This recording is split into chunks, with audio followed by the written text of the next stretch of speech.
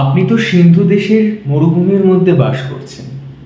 সেই অনাবৃষ্টির দেশে বসে একবার কলকাতার বাদলাটা কল্পনা করুন। আমি কলকাতার কথা বলছি। ছেলেবেলায় মেঘের ঘটা হলেই ব্যাঙের ডাক শুনতুম, কিন্তু আজকাল পাশ্চাত্য সভ্যতা এলো, সার্বভৌমিকতা এবং ঊনবিংশ শতাব্দী এলো, পলিটিক্যাল অ্যাজিটেশন, খোলা ভাঁটি এবং স্বায়ত্ত শাসন এলো, কিন্তু ব্যাঙ গেল কোথায়? হায় হায়, কোথায় ব্যাস বশিষ্ঠ, কোথায় গৌতম সাক্ষ্যসিংহ, আর কোথায় আমি ব্যাঙের ডাকের কথা বলছি? ছেলেবেলায় যেমন বর্ষা দেখতেম, তেমন ঘনিয়ে বর্ষাও এখন হয় না। বর্ষার তেমন সমারোহ নেই যেন।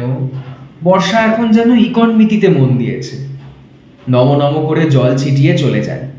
কেবল খানিকটা কাদা, খানিকটা ছাঁট, খানিকটা অসুবিধে মাত্র। একখানা ছেঁড়া ছাতা ও চিনে বাজারের জুতোয় বর্ষা কাটানো যায়, কিন্তু আগেকার মতো সে বজ্র বিদ্যুৎ, বৃষ্টি, বাতাসের মাতামাতি দেখিনি। আগেকার বর্ষার একটা নৃত্য ছিল, গান ছিল, একটা ছন্দ ছিল, তাল ছিল।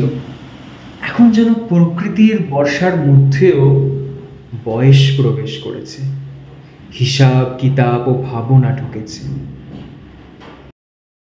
তবে লোকে বলছে সে আমারই বয়সের দোষ।